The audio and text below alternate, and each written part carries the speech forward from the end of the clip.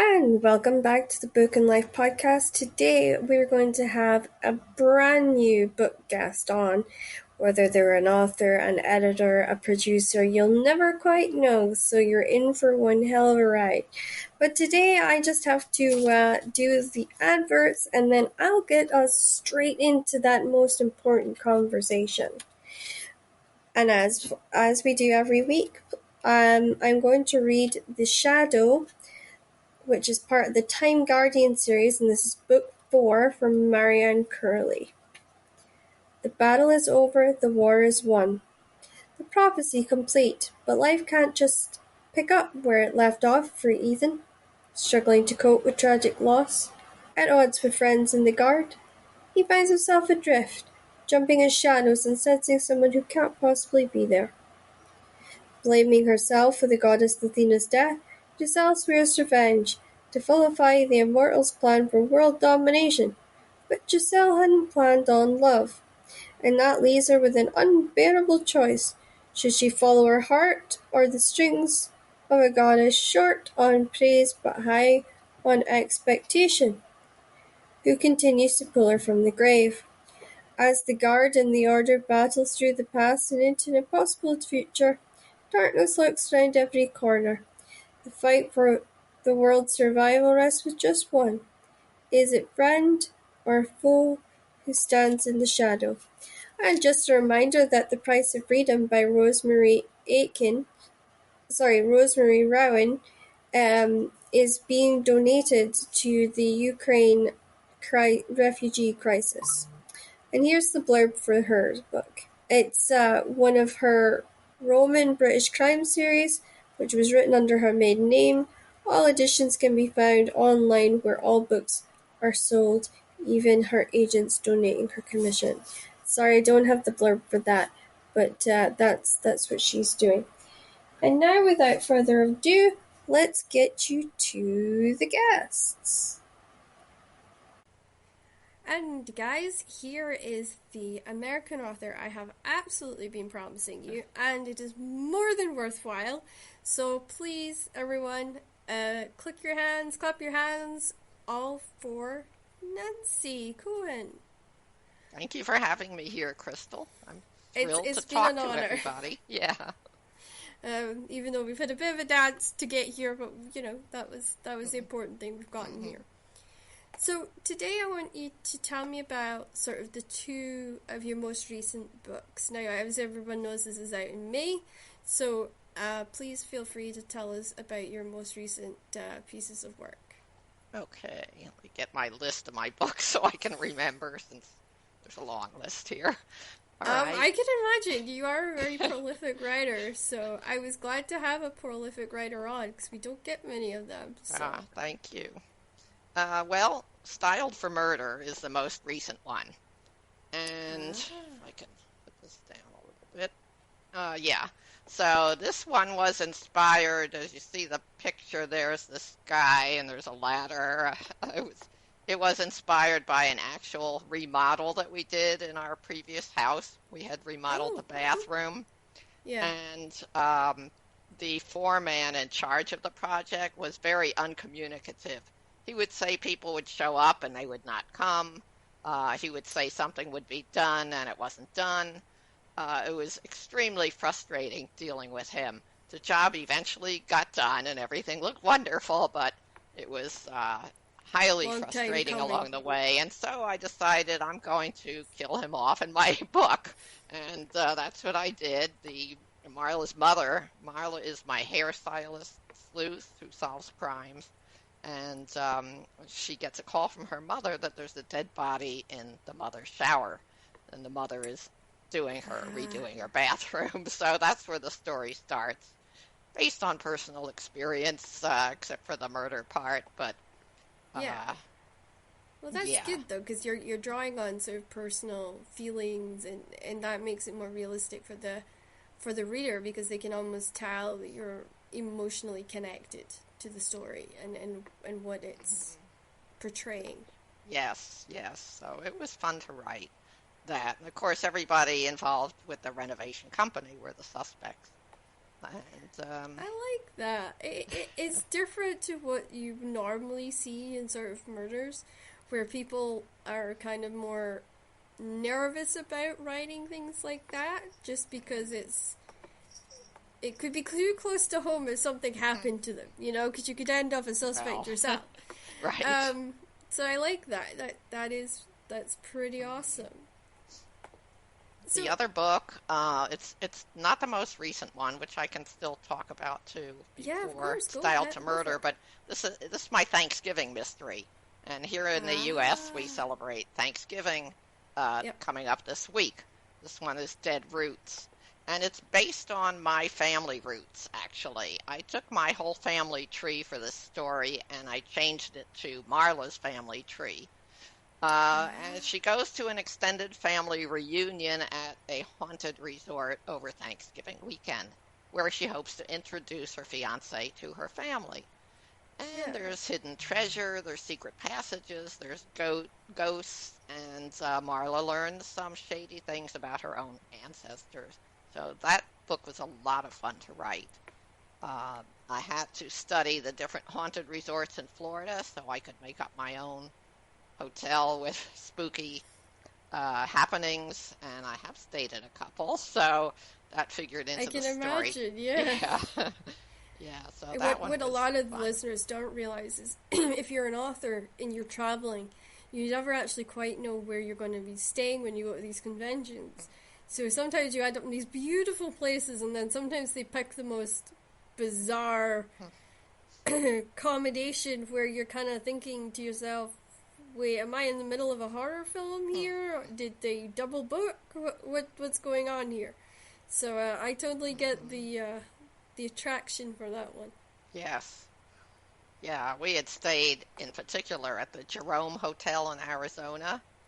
That Oh, used to okay. be a former hospital for copper miners. And they give you the full ghost tour, then let you roam around yourself with the equipment. And people keep a log in the lobby on their experiences, which thankfully didn't happen to me, or I probably would have had a heart attack. But yeah, it was I creepy. visited some spooky places in my time, and I think if you genuinely ignore it, then they don't bother you. Like it's one of those. I think a lot of the time people get very wrapped up in their minds when it comes to sort of the ghost world and what the supernatural could be. And I think it's great for writers because we always need that inspirational boost. But at the same time, you get a little bit nervous about it and you kind of go, should I really be involved in this? Yeah, well, it's fun to include those elements in a mystery. It is, definitely, yeah. So would you classify your mysteries as cozy mysteries, or what would be your classification on that?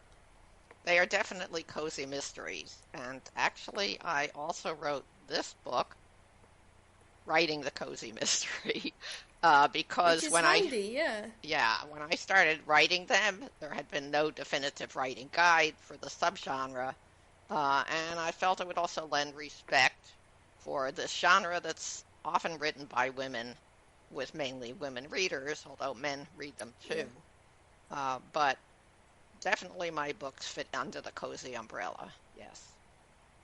I always think for me, I think cozy is slightly harder for me because when I look on it, for me it's when I do a murder, I've grown up with the British crime sort of scene all around me, and it's very difficult to do it cozily. I think want to get really into the psychology of why somebody would snap and commit these awful things. Um, and I like to kind of explore a 3D kind of world of that. So I think I always end up stepping outside that cozy line, if you know what I mean. Um, so it's lovely to actually speak to someone who does it and then sort of learn from you sort of where it is you draw the lines on these kinds of things. Well, it's very different looking at it from the viewpoint of the criminal and what made them go bad. Yeah. It's a different mindset than for cozies. cozy readers are looking for something light and entertaining, where nobody gets badly hurt. It has a happy ending. There's, in a way, an element of fantasy in this because things in reality Yeah, might not turn out this way, but they are looking for a um, light, entertaining read, essentially. yeah.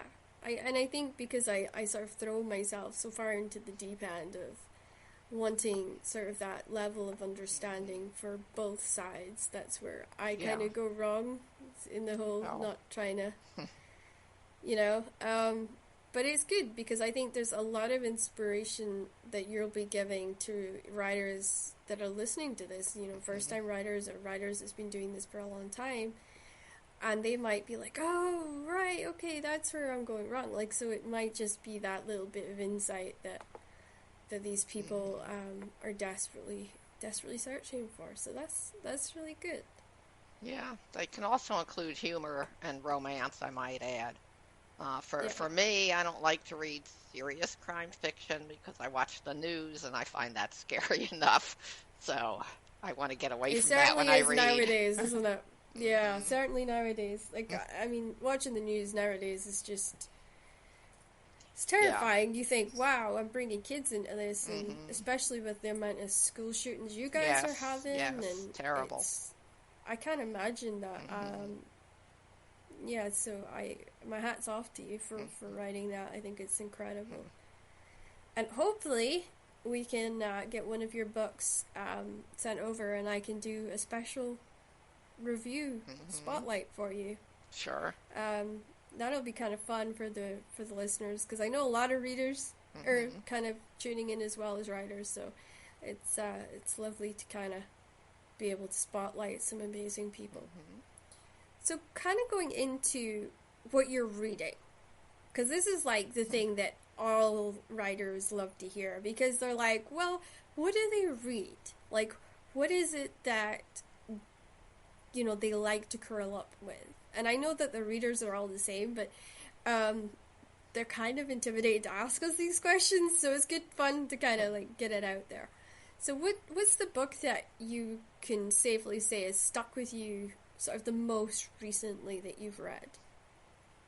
Well, I usually read about three different books at the same time, depending on which mood I'm in. I'm the And same. I like Yep. genre fiction essentially. So one thing I've been reading All is right. a historical um, British naval adventure series, sort of Oh like wow, Horatio what's Hornblower. Uh, Oh, okay. I loved the Horatio Hornblower series, and it taught me that in a series, it's critically important for your main character to evolve. They need to That's true. grow and Yeah. evolve, and this is why your readers keep coming back because they want to see what happens to your protagonist. And the series I found, it's by Julian Stockwin. It's called The Kid, Kydd, Sea Adventures. It's very similar. Um, All and right. I'm following that. There's a lot of books in the series, which is always fun to find. And I'm enjoying that one. I've also just read Kale to the Queen, Kale, Oh. which is a mystery that takes place with a chef who gets a job at Kensington Palace. So this is fun. There's royalty mixed in, palace intrigue, and it's a Yeah. fun, cozy type mystery. I enjoyed that. And I'm reading I a. must admit, when you were speaking about the historical there, I Uh, actually had an historical author on yesterday, and I think you would really actually like the Women's War that she did. It was an incredible historical romance. She's mhm. actually sending it over to me. Ah, But it was really well done. I think you might enjoy that. And also I just got sent mhm, Switchboard Soldiers by Jennifer Giovanni, and it looks incredible. It mhm. really does. They're quite big, Yeah. but the historical side of things is very accurate. You Mhm, know, it's a very good positive female perspective, and it's very strong protagonists, characters in there. And with you saying that you like humor, I got sent The Accidental Medium by Tracy Whitwell, mhm, and that was from the publisher. And it's got a great deal of humor because it starts off with she's just an ordinary woman who then realizes, oops, I'm a medium. What the hell's a medium?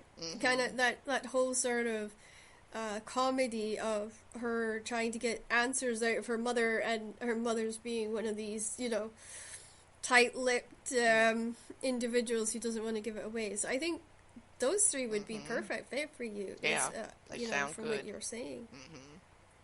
Yeah, I like historical romance too. Favorite I do genre of too. mine. Have you ever tried Catherine Cookson for historical romance? Name is familiar. I can't remember at this point. She was a British dame from England, and she was one of the Queen's favourite authors to read before she passed away in 1995. And she wrote some of the most amazing romances, but what was accurate about hers was it was written from the perspective of middle class. And it was also, she managed to have a great romantic series, but she raised genuine issues that people were dealing with in those historical times. And because it was middle class, it wasn't, the over-the-top, a life is fantastic style books. It was genuine books that had real, genuine people. And she herself started off as a servant in a house. And then she didn't have an education. She was dyslexic, but she wrote books as how she would speak. And she went on to sell millions to India. And she did really well in Australia, and, she was a global sensation.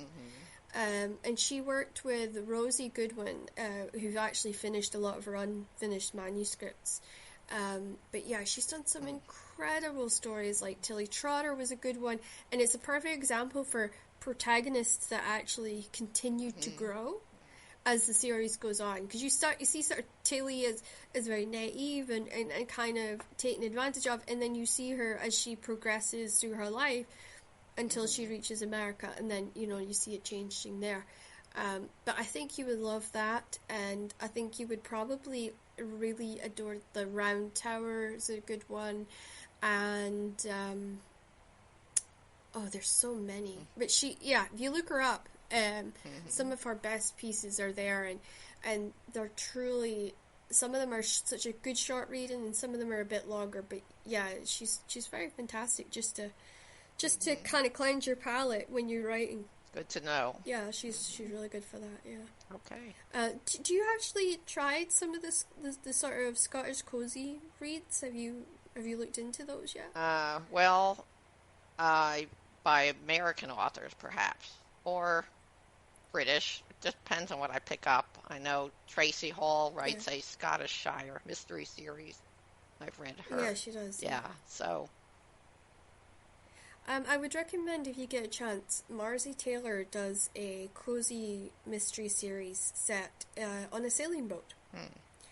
And they sail around Shetland, and the lassie that becomes the captain of the boat, her and this man who's a detective, they end up solving these crimes that keeps happening when she's either at port or she's at sea, or poor wife has no luck. But yeah, I think you would really adore those. Those are some fantastic recommendations for you. So, if you had infinite time to sit and read and really sort of enjoy books, what author and what series would you read? Now, just to clarify, the author for the series and the author you get to read have to be two different people. Author for the series. How is that? I don't know. I'm reading a science fiction series now that I picked up. So, that's great. Yeah. What made you pick up science fiction? I'm very curious. I'm a Star Trek fan, and Star Wars, and Stargate. Okay, yeah. So, I also read science fiction. I read some fantasy. I read some YA. Yeah, that's why I like all genre fiction. Too, yeah. Have you dived into the Sarah J. Maas Court of Thorns and Roses series yet? No, not familiar with that. It is a brilliant series where she's sort of taken fairy tales from Oh. sort of like, I think the first one was Beauty and the Beast, and she kind of rewrote it, and there's elves and pixies and courts, and every court's a different season, and she's just searching for love and a way to survive, and then she gets forced into this world where she doesn't really want to be. But it is a cracking series. It's very light in areas. You've got a really heavy romance element. And yes, it's a very fantastic series. They are quite long. Yeah. I will say that they are quite long, but they're worth it because you just sort of get so drawn in and hooked that you're like, oh wow. Well, I actually wrote 8 science fiction romances in addition to my mysteries. Oh So, wow. yeah. How did you get on with that? How did you find that? That's how I got my start as a published author, actually. I had written Cool. several practice books that were essentially romantic suspense. And then a critique partner who knew I liked Star Trek and read romance said, why don't I combine them both? And I did, and that's the first book that sold. It also won the Holt Wow. Medallion Award, so I went on to write more in That that is genre. incredible, Yeah. yeah.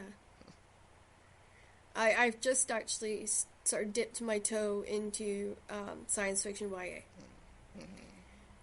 But mine's is more biological sci-fi. So it's kind of like fighting sort of a biological weapon, and this poor teenage girl is the key to solving it.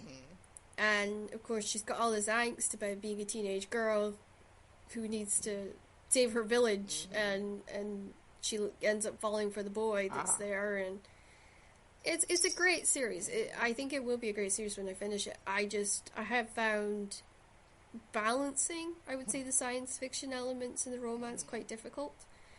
But I like a challenge. Yeah. I like to do different things. I'm one of these authors that believes, don't write just one genre. Dip your toe in as many as you like. Experience everything there is to experience out there. Yeah. Because Virginia Woolf was right. No, it wasn't Virginia Woolf. It was the writer of Ursula, who did the hit series, the original hit science fiction series. And she said, we're all responsible for holding the mirror up to the world through our work.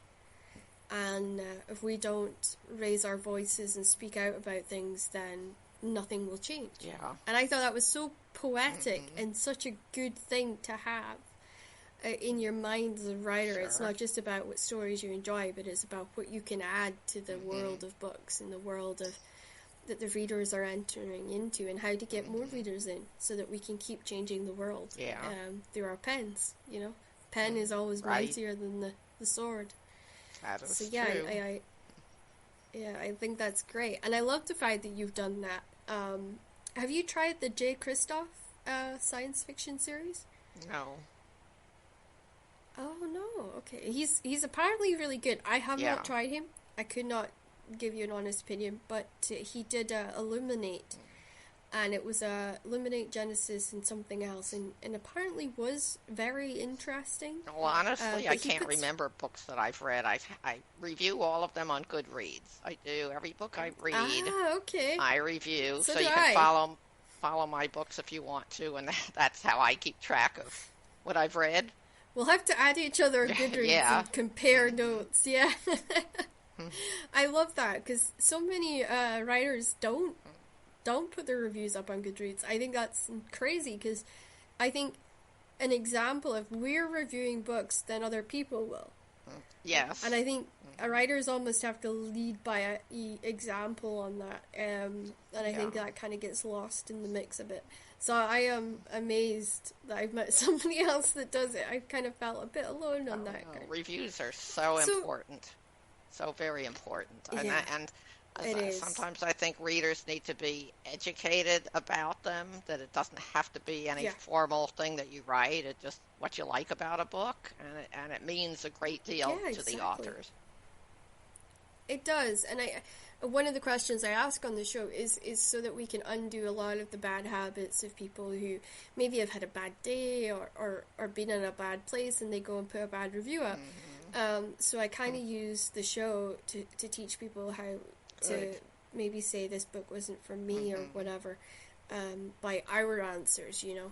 So that's coming up. But do you have a series in mind that you would love to read if you had infinite time? And is there an author you'd like to explore if you had the time to? No, because actually I do read what I want. I might want to reread That's a good. series I've read before, and I don't have time to do that because there's so many good new things coming out. There's just never Exactly, enough time to exactly. read everything that you would There like. isn't.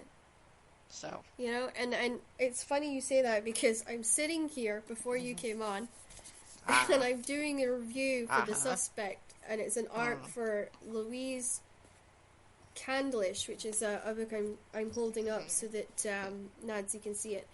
And it's not got a cover yet, and it's so far it's very interesting. She actually had a TV series called The House and The Other Passenger, which was made, and it's very thrillery, very suspensey, and I just love it. I think it's so far I'm loving it. It's known as Wrong Place, Wrong Time, Wrong Man. So that's all that I was sort of mhm, given before mm, diving into it. But I love that because we don't really have time for reading mhm. if you're really Oh, sort of trying to schedule your time as an author. It can be quite hard.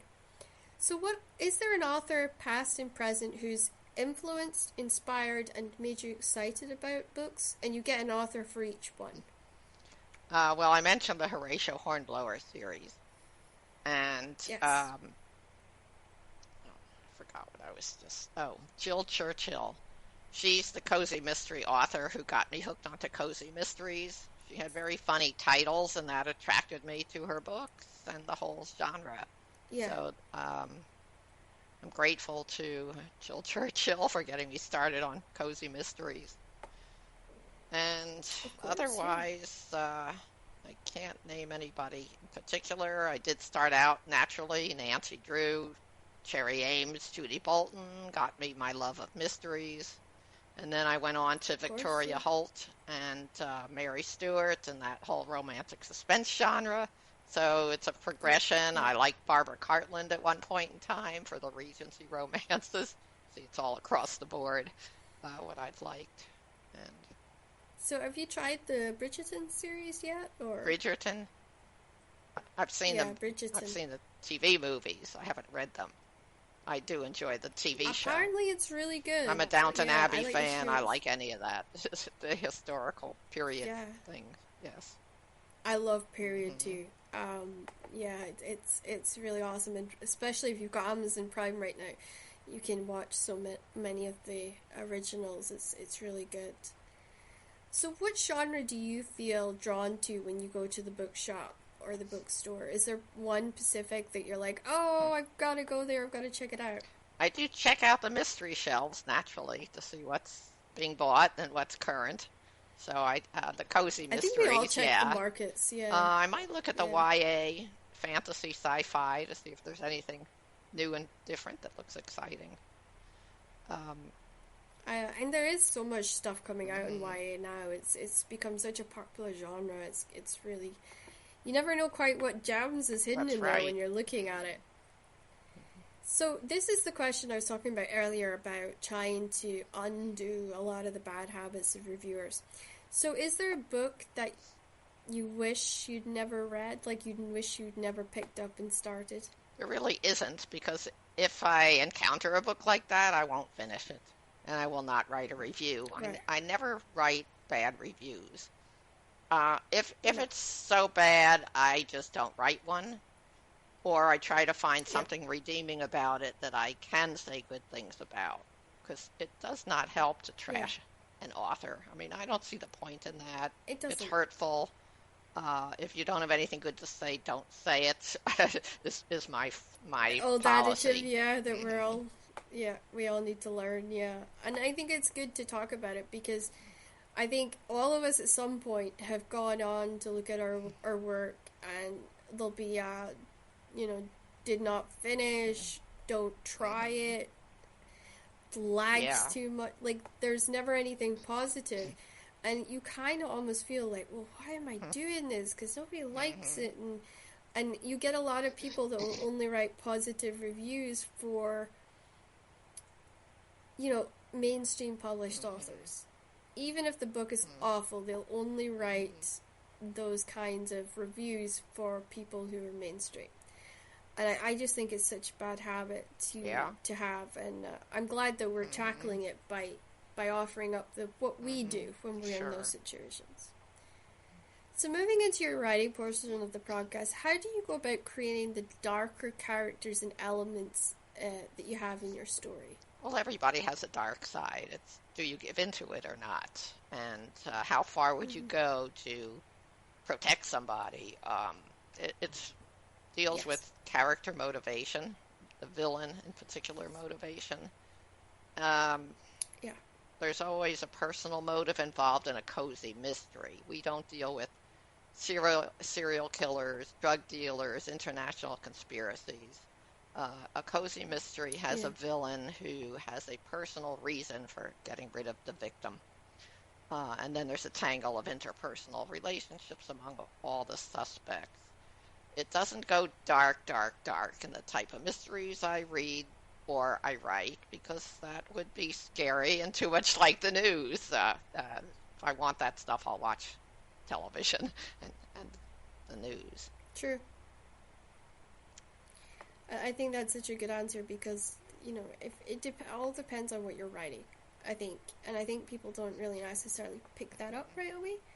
But you kind of go as far as the genre that you're writing in. Never try and push it too far if you're doing a certain one. What inspired you to enter the genre with your writing voice that you did? Well, I like to read humor and romantic subplot in the books that I read, and that's what I try to put into my stories as well. Light, Yeah, entertaining, yeah, give you an escape for a few hours. That's what I aim to do, and I feel it's helpful to people. That's like my purpose. yeah. I mean, everybody needs to That's escape, really cool. so. And I know when I pick Yeah, up a we all book that do. I love, I just don't want to put it down and want to read the sequel, and that's the feeling that I hope to give readers too. Yeah, of course. So, is your book, like when you're writing your books, is it a movie experience you have, or is it a little bit like a jigsaw puzzle where you're like, oh, okay, this piece needs to go there and this needs to go there? Well, writing a whodunit, it's very definitely a jigsaw puzzle. I will start Yes, out, I would I'll agree. know who the victim is, and then I'll determine who all the suspects are. So therein comes the puzzle. How do they fit together? What do they know about each other? How are they interrelated? Which one of them is the killer? Because they could all have a motive, and I might not know that right away.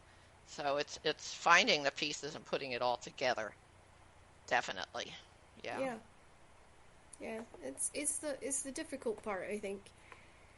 So, which character would you say has stayed with you the most or the longest? Well, it has to be Marla, my hairstylist sleuth, because I'm into book 18 right now. And Wow. yeah, so she's my inner voice, I guess you could say. She's been with me a long time. All the other secondary characters are like friends. And I'll go through snatches of dialogue in my head when my husband's driving along the road and I'm thinking of my characters. So yeah, they. Yeah, I think we all do that now. Yeah. Yeah. Um, is there a series you're dying to write? I have another one that I started. The book is complete, but it needs revising. So if I can get back to that and Oh, fix it to where I'm satisfied, there is that one. Yes, possibly. okay. Hmm. That's the. Is there a standalone that you're dying to write?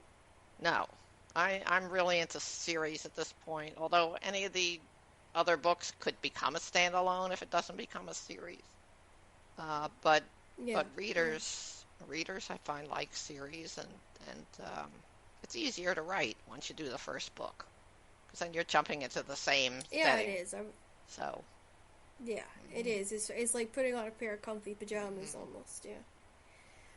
What techniques have you found helpful, and are there ones you wish you hadn't tried?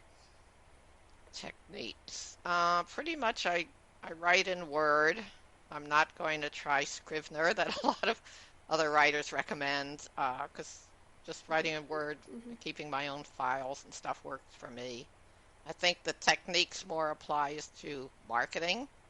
That's the harder aspect of the writing business, and you never really know what works. You just try a lot of different things, and you can tell maybe if your sales figures go up or you get requests for interviews like this one, that something's working out there. But that's a tougher one in terms of technique. Yeah. So moving into your real life and sort of getting to know you as Nancy, what's the first thing that you do when you want to de-stress from editing and writing? Read a good book. There's no doubt about that one. Yeah, I will read. I have to read every night before I go to sleep. That's a given to get my mind into that Yes. relaxed other world, otherworldly state. Or I'll watch TV movies. And right now I'm into the Hallmark Channel, the Christmas movies. I like. They're happy, they're light, happy ending. Uh, and Disney. Yeah, We're of Disney course. fans, so fortunately, we live in the Orlando area. We have Disney passes and could go to Disney World whenever. Uh, so those are fun things. Yeah, Hmm.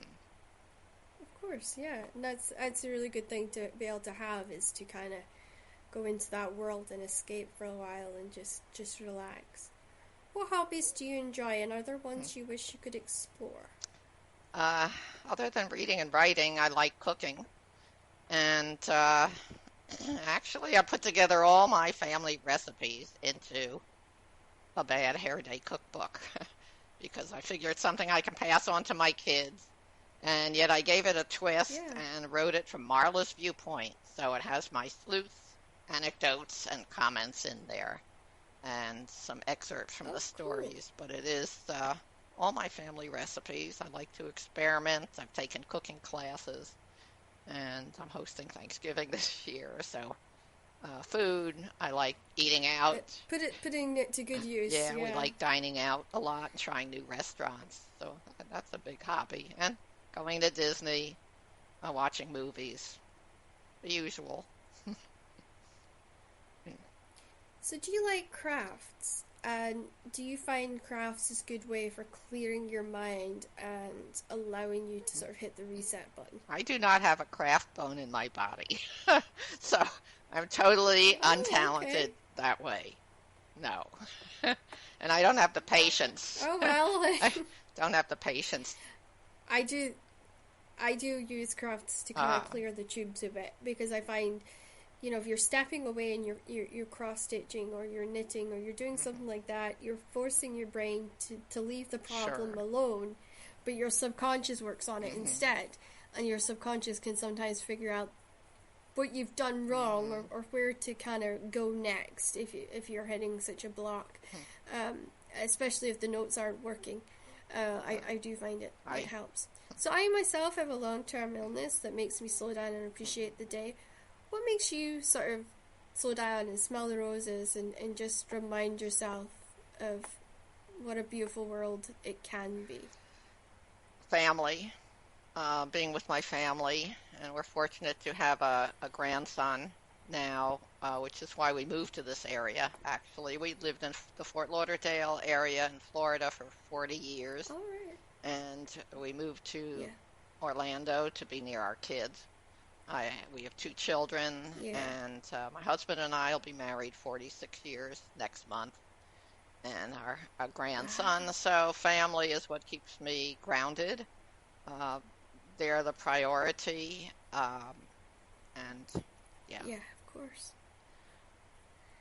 Well, that's such a wonderful answer because I think that in this day and age we get so focused on careers and goals and milestones and achieving all this sort of stuff that we kind of forget that we're part of a family and family's important and we need to do that support network to keep it together and to keep things worthwhile and worth right. doing.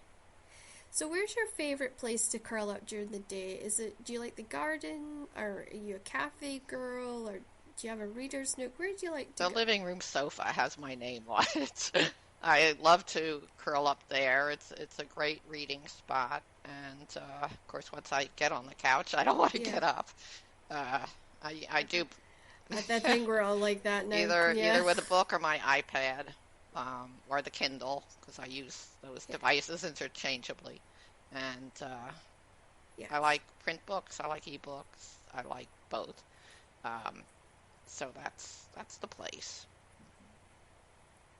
So now we're on to the final part of the podcast, which everybody gets excited about. We're going to play the word game, which is when the first word that like the first book that comes into your mind when you hear the word is what we're going to do here. So your first word is iced buns. That reminds me of Trimmed to Death, which is one of the books I wrote, I have to say, because it has food Yeah. on the cover and desserts, and Marla enters a bake-off contest, so it has to do with sweets, and that one comes to mind. Oh, cool. What about chocolate Same cake? thing, same book. Um, What about booths? You know, the diner booths that you would get with the big leather chairs and there's a lot of culinary mysteries that I read that deal with food. I can't give you one offhand. You'd have to look at my yeah, Goodreads list yeah. because I read a lot of them. But that's a favorite subgenre Well, of that's good. mine, the cozy culinary. What about what about fruit scone? Scones. Well, that would be Easter Hare Hunt. And Oh, okay. this book I have, oh, where is it? I'll show you because this one is mine again. This one takes place at a manor house during a Easter hunt, and there is a formal lunch involved. Yes. So it brings to mind tea and scones and that kind of setting. Which Okay, what about tea? tea is in so many books. Uh, I know, it's great because you could have Bridgerton or you could have, I always think of the Malin Streak or Round Tower because they're always like doing all the bad stuff over cups of tea. It's kind of like a British tradition. I think tea and coffee, so many scenes in all books take place over tea or in a coffee shop. I can't name any one in particular for that. It's very broad. What about teacups? Teacups, I collect teacups, which started with my mother, So do I. the bone china teacups, which I like. Yep. Again, particular book doesn't come. I can't name anything in particular. I know, it's fine, it's fine. For me, like teacups, I always think of like The Moth, which was done by Catherine Cookson, and it was such a kind of scary. There's a scariness to it. It was like a spooky kind of feel to that story, and you know, you got the sense of the rich had teacups and the poor had these broken chipped cups that they used. So it was quite a difference in society, and you could tell just by whether they were drinking tea or whether they were sucking out of a metal tin cup, that kind of thing. What about coffee? What do you think when you think of coffee? That would be, I hate to mention my books all the time, but see the coffee cup.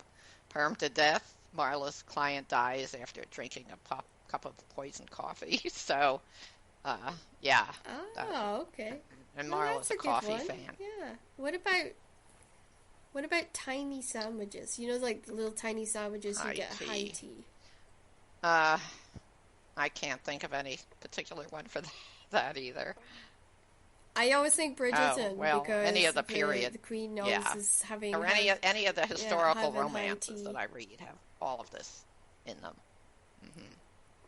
Beautiful things, yeah. Last but not least, fairy cakes. That brings to mind fantasy novels. Um, it It does, does, or yeah. the dainty petit four type of cakes. What are fairy cakes, actually? Yeah, they are. They're like Oh, cute little cakes, yeah. Well, that is our podcast for today. It has been an absolute pleasure having Nancy on, and we hope that when she has a new release coming out that she will reach out and we can have her on to discuss the book in very close detail.